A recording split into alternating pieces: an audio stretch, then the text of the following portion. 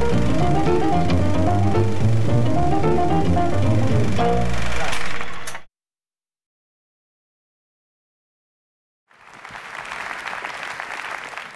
thank you for letting me share my story with you. A few weeks ago, I did get to meet a few other TEDers.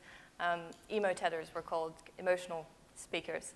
And I just wanted them to stand up because I wanted to thank you for sharing your story with me. And that was Jess, Raji, Lou, Sean. So if you're here, please stand. Thank you.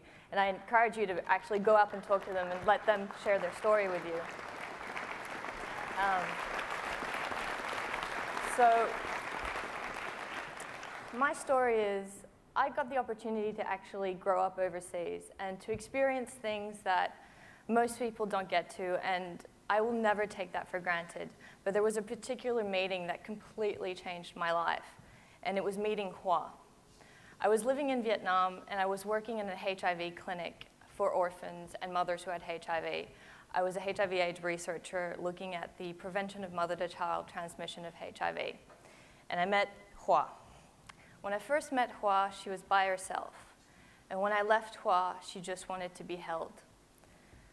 Hua had never been hugged before. She was a HIV/AIDS orphan. She was found begging on the street. But she wasn't begging for herself. She was actually begging for her 18-month-old brother and her 6-year-old sister. She had been beaten up, spit on, and she had just turned 4. Hua was amazing. So was May, and so was Tan. May was the eldest. She was 6 years old, and she had late-stage AIDS-related dementia, a disease that's really poorly understood in the developing and even in the developed world. She couldn't communicate. When she was at the clinic, they actually tied her up to the bed because she had fits. She was losing motor control. She couldn't even communicate properly. But at least she was safe. She wasn't on the street anymore. Then there was Tan, 18-month-old Tan, a beautiful boy with the most amazing smile you've ever seen. And the doctors actually told me that he had the early stages of dementia. I didn't realize at the time, but 10% of people will develop AIDS-related dementia if they go untreated.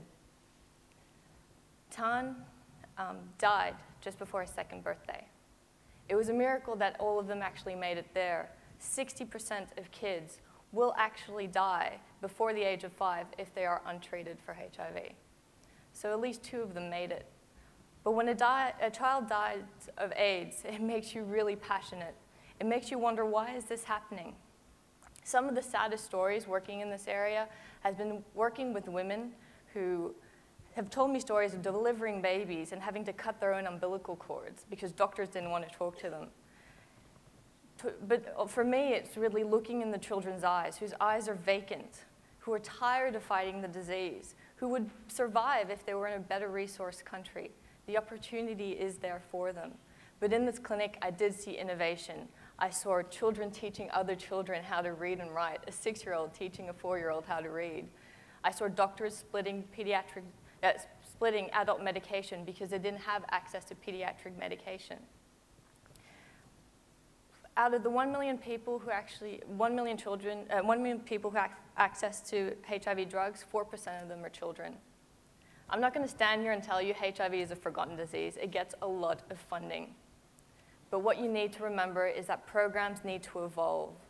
It needs to keep in mind what the needs are. Children have so much to teach us, and we can learn so much from them.